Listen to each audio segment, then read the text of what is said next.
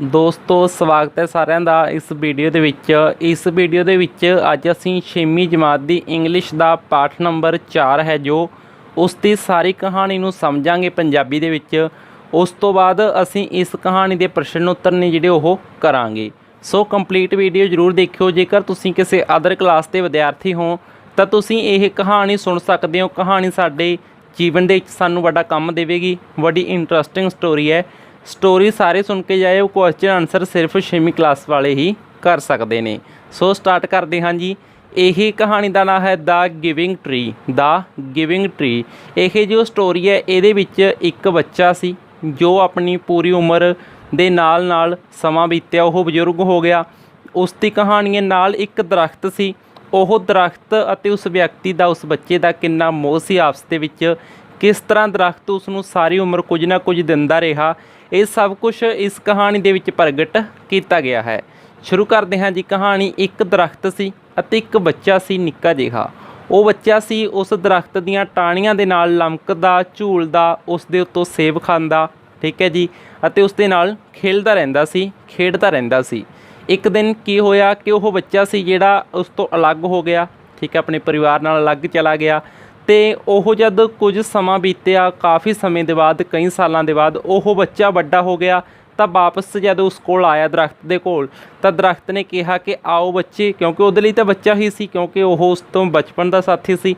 तो कहने लगे आओ बच्चों सेब खाओ, कहंदा, ठीक है, कहंदा आ जा सेब खा लै, मेरियां टाहणियां ते उत्ते झूल लै, ठीक है जी, छां दे विच बैठ मेरे नाल खेल। परंतु वह बच्चा हुण बड़ा हो गया सी तो वह की कहन लगा, कहंदा मैं हुण बड़ा हो गया भी मैं टाहणियां ते नहीं लमक सकदा, मैं दरख्त ते नहीं चढ़ सकदा, ठीक है। तो उस तो बाद वो बच्चा कहंदा नहीं मैं हुण तुहाडे नाल नहीं खेडना, बल्कि मैनूं तां हुण मनोरंजन दे लई चीज़ां दी लोड़ है, मैनूं तां पैसे दी लोड़ है। तो दरख्त ने कहा, कहंदे की वड्डी गल है, तू दुखी क्यों हुन्ना, कहंदा तू मेरे सेब लै जा, सेबां नूं जाके बाज़ार दे विच वेच दे, तैनूं पैसे मिल जाणगे, तू अपणीआं चीज़ां खरीद लई। तो उस बच्चे ने उस तरह ही कीता। ਉਹ ਚੀਜ਼ਾਂ ਸੀ ਖਰੀਦੀਆਂ, ਸੇਬ ਲੈ ਗਿਆ ਵੇਚਤੇ ਤੇ ਚੀਜ਼ਾਂ ਖਰੀਦੀਆਂ। ਉਸ ਤੋਂ ਬਾਅਦ ਕਾफ़ੀ ਸਮਾਂ ਬੀਤਿਆ, ਉਹ ਬੱਚਾ ਵਾਪਸ ਉੱਥੇ ਦਰਖਤ ਕੋਲ ਨਾ ਆਇਆ। ਉਸ ਤੋਂ ਬਾਅਦ ਕਾफ़ੀ ਸਮੇਂ ਤੋਂ ਬਾਅਦ ਬੱਚਾ ਫੇਰ ਆਇਆ, ਠੀਕ ਹੈ। ਹੁਣ ਉਹ ਨੌਜਵਾਨ ਹੋ ਗਿਆ ਸੀ 25 ਸਾਲ ਦੀ ਉਮਰ ਵਿੱਚ, ਲਗਭਗ 20 ਤੋਂ 25 ਸਾਲ ਦੀ ਉਮਰ ਵਿੱਚ ਨੌਜਵਾਨ ਹੋ ਗਿਆ। ਤਾਂ ਉਹ ਨੌਜਵਾਨ ਉਸ ਦਰਖਤ ਦੇ ਕੋਲ ਵਾਪਸ ਪੁੱਜਾ ਤਾਂ ਦਰਖਤ ਨੇ ਕਿਹਾ ਕਿ ਆਓ, ਕਿਉਂਕਿ ਉਹਦੇ ਲਈ ਬੱਚਾ ਹੀ ਸੀ। ਉਹ ਕਹਿਣ ਲੱਗਾ ਆਓ ਬੱਚੇ, ਕਹਿੰਦੇ ਸੇਬ ਖਾਓ, ठीक है, सेब खाओ, मेरियां टाहणियां दे नाल झूलो तो मेरे नाल खेडो। तो वह बच्चा कहने लगा नहीं हुण मैं न्याणा नहीं रहा, ठीक है, मैं बड़ा हो गया तो मैं ब्याह भी करवाउणा, मैनूं घर की लोड़ है, ठीक है जी, मैं आपदा घर बसाउणा, परिवार की लोड़ है। तो उस दरख्त नूं कहन लगा कि मैनूं कुछ दिओ, मैनूं पैसे की लोड़ है, मैनूं दिओ कुछ। तो उस दरख्त ने कहा, कहंदे ये की वड्डी गल है, तू मेरियां टाहणियां नूं वढ लै, तू आपदा घर बना लै, ठीक है, उस दे नाल आपदा परिवार वसाई, घर बना ली। तो इस तरह ही किया उसने, उस दरख्त दीयां टाहणियां कट दित्तियां, घर बना लिया, ठीक है जी। वह घर दे विच रहन लगा। काफ़ी समा बीत गया, वह दरख्त के कोल मुड़ के ना आया। जदों वह काफ़ी समय के बाद वापस आया तो हुण उसकी एज हो चुकी सी लगभग 40 के लगभग। तो वह एक वधिया पैसे के लिए काम कर रहा सी आपदे परिवार नूं बसाउण दे लई। तो कहंदा मैं तो बिजनेस करना है, मैनूं एक किश्ती की लोड़ है ताकि मैं दूसरे शहर जा सकां, किश्ती के राही मैं आपदा व्यापार चला सकां। तो उस दरख्त ने कहा, कहंदे इहदे विच वड्डी की गल है, तू घबराना क्यों, दुखी क्यों हुन्ना, तू मेरी टाहणी नूं वढ, ठीक है, जो मेरा पोरा रहा है उस टाणी नूं डाणियां नूं वढ लै अते उसदी तू किश्ती बना लै, किश्ती बना के तू अगले पार चला जाई, व्यापार करी। तो उसने उस तरह ही किया, उस दरख्त नूं कट्टिया, उसके जो टाणे सन उन्हां तो किश्ती बना लई अते ओह व्यापार करन लई दूसरे शहर चला गया, अपना व्यापार चला रहा सी। तो उस तो बाद काफ़ी समा बीत्या, वह जो बच्चा सी अज एक बजुर्ग बन चुका सी। उसकी उम्र इन्नी हो चुकी सी कि वह बजुर्ग हो चुका सी। वह बजुर्ग उसके कोल आया तो दरख्त का जो टहना सी मुੱਢ बचा होया सी, ठीक है, नीचे मुੱਢ बच गया सी जो थोड़ा जिहा। वह बोलिया, कहंदा आओ बच्चे, क्योंकि वो लिए वह बच्चा ही सी। तो उन्होंने कहने लगे आओ मेरे नाल खेडो, बैठो, पर मेरे कोल कुछ नहीं हैगा देण लई। उस दरख्त ने गल कहती। तो उस तो बाद जो बजुर्ग के रूप में वह बच्चा आया सी तो वह कहन लगा, कहंदा मैनूं अज शांति की लोड़ है, एक अजिही जगह की लोड़ है जिथे मैं बैठ सकां आराम दे नाल। तो उस दरख्त ने कहा कि मेरे को सिर्फ मुੱਢ बचा है, तू ये मुੱਢ दे उत्ते बैठ तो तू आराम कर। तो वह जो बजुर्ग से उस खुंड के उत्ते बैठा तो उसने आराम किया। इस तरह दरख्त खुश हो गया कि मैं सारी जिंदगी एक व्यक्ति के काम आया, किसी के काम आया। सो इस कहानी ਦੇ ਵਿੱਚ ਸਾਨੂੰ ਸਿੱਖਿਆ ਇਹ ਦਿੱਤੀ ਗਈ ਹੈ ਕਿ ਜੋ ਦਰਖਤ ਹੈ ਉਹ ਸਾਨੂੰ ਸਾਰੀ ਉਮਰ ਕੁਝ ਨਾ ਕੁਝ ਦਿੰਦਾ ਰਹਿੰਦਾ ਹੈ।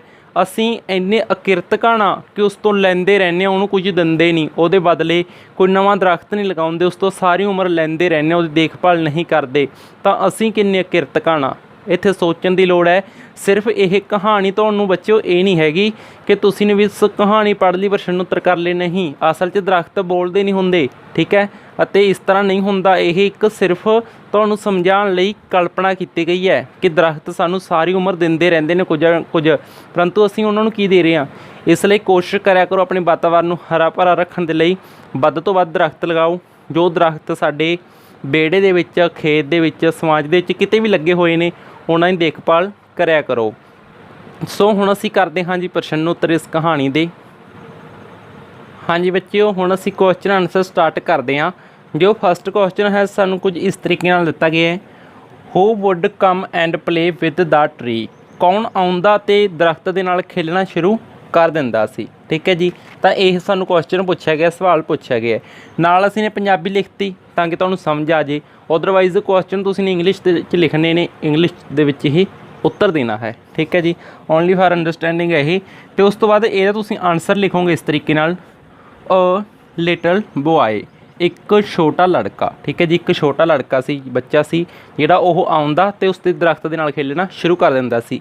ਇਸ ਤਰ੍ਹਾਂ ਸੌਖਾ ਬਣਾ ਕੇ ਲਿਖਣਾ ਕੁਐਸਚਨ ਲਿਖ ਸਕਦੇ ਹੋ, ਵਧੀਆ ਗੱਲ ਹੈ। ਪਰੰਤੂ ਕੁਝ ਟੀਚਰਸ ਦੀ ਦੇਖੋ ਅਲੱਗ-ਅਲੱਗ ਤਰੀਕਾ ਹੁੰਦਾ, ਸਾਡਾ ਅਲੱਗ ਤਰੀਕਾ ਹੋ ਸਕਦਾ ਪੜ੍ਹਾਉਣ ਦਾ, ਤੁਹਾਡੇ ਅਧਿਆਪਕ ਨੇ ਜਿਹੜੇ ਉਹਨਾਂ ਦਾ ਅਲੱਗ ਤਰੀਕਾ ਹੋ ਸਕਦਾ। ਸੋ ਬੱਚਿਓ ਤੁਸੀਂ ਇੱਕ ਤਰੀਕਾ ਇੱਥੇ ਇਹ ਵਰਤ ਸਕਦੇ ਹੋ ਕਿ ਇਹ ਹੂ ਦੀ ਥਾਂ 'ਤੇ ਇਹ ਸਾਰਾ ਲਿਖਤਾ ਲਿਟਲ ਬੋਆਏ, ਉਸ ਤੋਂ ਬਾਅਦ ਇਹ ਹੂ ਤੋਂ ਬਾਅਦ ਵਾਲੀ ਇਹ ਸਾਰੀ ਲਾਈਨ ਉੱਤਰ ਦੇਖ ਕੇ ਕੁਐਸਚਨ ਦੇ ਵਿੱਚੋਂ ਹੀ ਲਿਖ ਦਿਓ, ਠੀਕ ਹੈ। ਇਹ ਤਰੀਕਾ ਵੀ ਜੇਕਰ ਤੁਹਾਡੇ ਅਧਿਆਪਕ ਕਹਿੰਦੇ ਨੇ ਵੀ ਪੂਰਾ ਕੁਐਸਚਨ ਆਨਸਰ ਲਿਖੋ ਤਾਂ ਤੁਸੀਂ ਪੂਰਾ ਵੀ ਲਿਖ ਸਕਦੇ ਹੋ। ਅਦਰਵਾਈਜ਼ ਸੌਖਾ ਕਰਕੇ ਲਿਖ ਲਓਗੇ, ਵਧੀਆ ਗੱਲ ਹੈ, ਵਧੀਆ ਤਰੀਕੇ ਨਾਲ ਯਾਦ ਹੋ ਜਾਣਗੇ।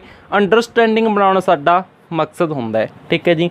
ਉਸ ਤੋਂ ਬਾਅਦ second question, who was too big to climb and play. ਦੇਖੋ ਅਸੀਂ ਨੇ ਕਹਾਣੀ ਦੇ ਵਿੱਚ ਪੜ੍ਹਿਆ ਕਿ ਉਸ ਤੋਂ ਬਾਅਦ ਉਹ ਲੜਕਾ ਆਇਆ ਤਾਂ ਉਹ ਵੱਡਾ ਹੋ ਗਿਆ ਸੀ, ਪਹਿਲਾਂ ਬੱਚਾ ਸੀ, ਉਸ ਤੋਂ ਬਾਅਦ ਵੱਡਾ ਹੋ ਗਿਆ, ਲੜਕਾ ਸੀ, ਹੈ ਨਾ। ਉਹ ਕਹਿੰਦਾ ਵੀ ਮੈਂ ਦਰਖਤ ਦੇ ਉੱਤੇ ਨਹੀਂ ਚੜ੍ਹ ਸਕਦਾ, ਤਾਂ ਉਹ ਵੱਡਾ ਹੋ ਗਿਆ ਸੀ, ਕਹਿੰਦਾ ਵੀ ਦਰਖਤ ਦੇ ਉੱਤੇ ਨਹੀਂ ਚੜ੍ਹ ਸਕਦਾ ਸੀ। ਤਾਂ ਇਹਦਾ ਆਨਸਰ ਹੋਏਗਾ ਦਾ ਬੋਆਏ, ਠੀਕ ਹੈ, ਉਹ ਲੜਕਾ ਸੀ। ਤਾਂ ਇੱਥੇ ਪੁੱਛਿਆ ਗਿਆ ਵੀ ਕੌਣ ਇੰਨਾ ਵੱਡਾ ਹੋ ਗਿਆ ਸੀ ਵੀ ਉਹ ਦਰਖਤ 'ਤੇ ਚੜ੍ਹ ਨਹੀਂ ਸਕਦਾ ਸੀ ਅਤੇ ਖੇਡ ਨਹੀਂ ਸਕਦਾ ਸੀ। ਤਾਂ ਇਹਦਾ ਆਨਸਰ ਹੋਏਗਾ ਦਾ ਬੋਆਏ, ਠੀਕ ਹੈ। ਇਸ ਤਰ੍ਹਾਂ ਸੌਖੇ ਕਰਕੇ ਇਹ ਲਿਖਣੇ ਨੇ। ਉਸ ਤੋਂ ਬਾਅਦ ਅਸੀਂ ਸਟਾਰਟ ਕਰਦੇ ਹਾਂ, ਆ ਗਿਆ ਫਿਰ ਥਰਡ ਕੁਐਸਚਨ ਅਤੇ ਫੋਰਥ ਕੁਐਸਚਨ ਨੂੰ ਤੁਹਾਨੂੰ ਇੱਕ ਤਰੀਕਾ ਦੱਸਾਂਗੇ। ਤਰੀਕੇ ਦਾ ਰੌਲਾ ਨਾ ਪਾਇਓ, ਚੁੱਕ ਕੇ ਜੀ ਵੀਡੀਓ ਦੇਖ ਲਿਓ, ਆਪ ਦਾ ਕੰਮ ਸਾਰ ਲਿਓ, ਠੀਕ ਹੈ। ਰੌਲਾ ਨਹੀਂ ਪਾਉਣਾ ਕਿਉਂਕਿ ਇੱਕ ਵੱਡਾ ਤਗੜਾ ਤਰੀਕਾ ਹੈ। 2 ਕੁਐਸਚਨ ਤਾਂ ਯਾਦ ਹੋ ਜਾਣਗੇ ਜੀ, ਇੱਕ ਆਨਸਰ ਯਾਦ ਕਰ ਲਿਆ, ਠੀਕ ਹੈ। ਇਸ ਤਰ੍ਹਾਂ ਤਰੀਕਾ ਦੱਸਾਂਗੇ। ਦੇਖੋ ਜੀ ਪਹਿਲਾਂ ਸਮਝਦੇ ਹਾਂ ਅਸੀਂ। ਥਰਡ ਕੁਐਸਚਨ ਹੈ, why did the boy want a boat. ਲੜਕਾ ਕਿਸ਼ਤੀ ਕਿਉਂ ਚਾਹੁੰਦਾ ਸੀ? ਕਿਸ਼ਤੀ ਚਾਹੁੰਦਾ ਸੀ ਉਹ ਕਾਹਦੇ ਲਈ? ਉਹਨੇ ਵਪਾਰ ਕਰਨ ਜਾਣਾ ਸੀ, ਕਿੱਥੇ?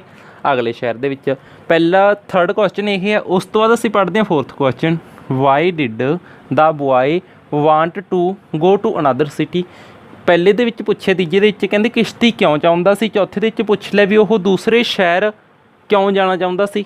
ਤਾਂ ਦੋਨਾਂ ਦੇ ਵਿੱਚ ਕਿਉਂ ਆ ਗਿਆ, ਤਾਂ ਇਹਦਾ ਇੱਕ ਉੱਤਰ ਲਿਖ ਲਓ ਤੁਸੀਂ। ਤੀਜੇ ਦਾ ਵੀ ਅਤੇ ਚੌਥੇ ਦਾ ਵੀ ਉੱਤਰ ਸੇਮ ਹੈ। ਕਿਵੇਂ ਉੱਤਰ? Because the boy wanted to go to another city for business. ਕਿਉਂਕਿ ਉਹ ਬਿਜ਼ਨਸ ਦੇ ਲਈ, ਵਪਾਰ ਦੇ ਲਈ ਦੂਸਰੇ ਸ਼ਹਿਰ ਜਾਣਾ ਚਾਹੁੰਦਾ ਸੀ। ਤਾਂ ਤੀਜੇ ਦੇ ਵਿੱਚ ਅਤੇ ਚੌਥੇ ਦੇ ਵਿੱਚ ਇਹ ਪੁੱਛਿਆ ਸਾਨੂੰ ਵੀ ਉਹ ਦੂਸਰੇ ਸ਼ਹਿਰ ਕਿਉਂ ਜਾਣਾ ਚਾਹੁੰਦਾ ਸੀ ਅਤੇ ਕਿਸ਼ਤੀ ਕਿਉਂ ਚਾਹੁੰਦਾ ਸੀ। ਤਾਂ ਇਹਦਾ ਉੱਤਰ ਇਹੀ ਹੋਊਗਾ ਵੀ ਉਹ ਦਾ ਬਿਕਾਊਜ਼, ਕਿਉਂਕਿ ਦਾ ਬੋਆਏ ਵਾਂਟਡ ਟੂ ਗੋ ਚਾਹੁੰਦਾ ਸੀ ਦੂਸਰੇ ਸ਼ਹਿਰ ਜਾਣਾ ਬਿਜ਼ਨਸ ਦੇ ਲਈ, ਬਿਜ਼ਨਸ ਦੇ ਲਈ ਉਹ ਦੂਸਰੇ ਸ਼ਹਿਰ ਜਾਣਾ ਚਾਹੁੰਦਾ ਸੀ। ਤਾਂ ਹੁਣ ਤੁਹਾਡਾ ਤਰੀਕਾ ਕੀ ਲਿਖਣ ਦਾ ਇਹੀ ਹੋਏਗਾ। ਥਰਡ ਕੁਐਸਚਨ ਉਤਾਰੋ, ਠੀਕ ਹੈ ਜੀ, ਉਸ ਤੋਂ ਬਾਅਦ ਇਹੀ ਉੱਤਰ ਲਿਖੋ। ਉਸ ਤੋਂ ਬਾਅਦ ਫੋਰਥ ਕੁਐਸਚਨ ਉਤਾਰੋ, ਇਹ ਉੱਤਰ ਲਿਖੋ। ਉੱਤਰ ਸੇਮ ਹੈ, ਠੀਕ ਹੈ। ਇੱਕ ਉੱਤਰ ਯਾਦ ਕਰਨਾ ਦੋਨਾਂ ਦੇ ਲਈ, ਸੌਖਾ ਕਰਕੇ ਦੱਸ ਰਹੇ ਤੁਹਾਨੂੰ।